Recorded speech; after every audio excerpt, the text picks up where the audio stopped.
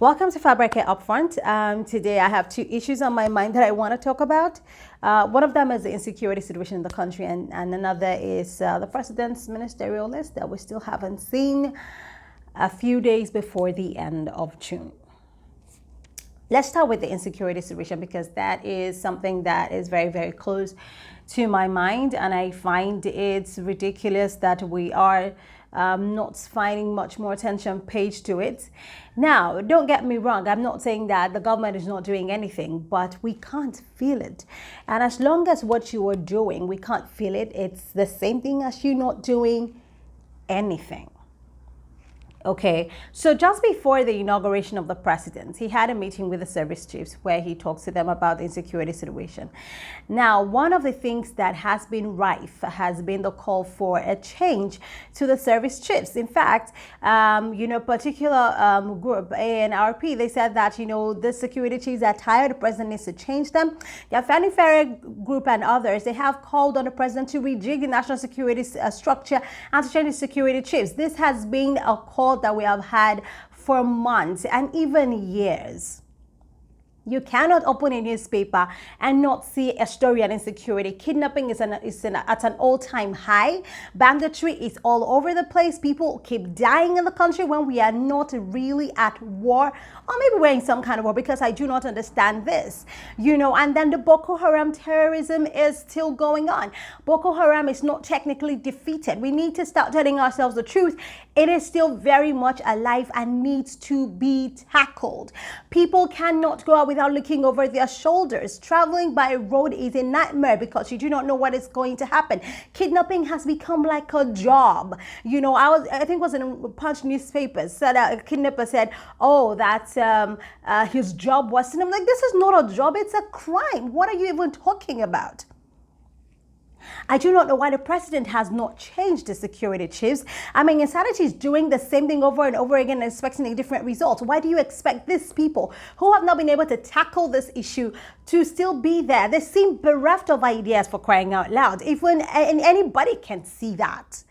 So why exactly has the president not done anything to change them?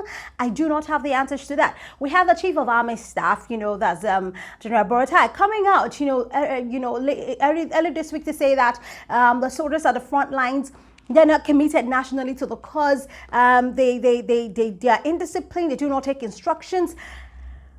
When he can come out to say that, you're wondering, okay, do you know what to do?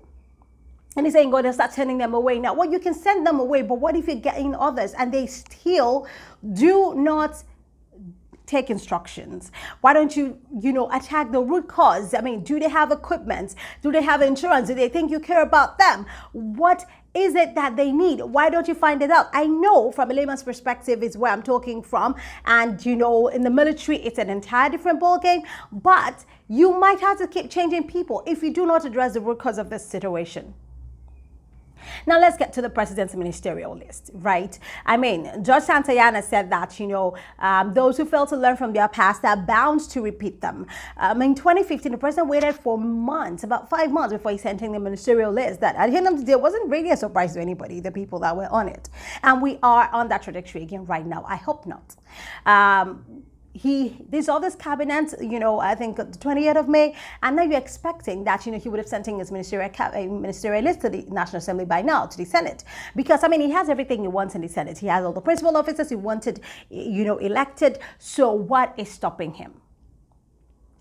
The last time, we saw what happened before, the ministers came on board. But then the president had always held this view. He held that view back then, that the ministers are just noisemakers. The permanent secretaries are the ones who run the ministries. But we saw the clear difference when the ministers took over. Is that still the same view he holds right now? Why is he still waiting? He has had months' time to know who should make the cabinet, who should return, who should not, and what he should do. Why are we still having this conversation about the ministerial list few days to the end of the month of June? I'm hoping that, he does things a little differently this time, because I do not think that we can afford another 5 months. Thank you for watching. Check out my YouTube channel, Fabreke Upfront, and of course follow me on Twitter and on Instagram at Fabreke as well. Okay, I will be back next time, of course, with more issues on my mind.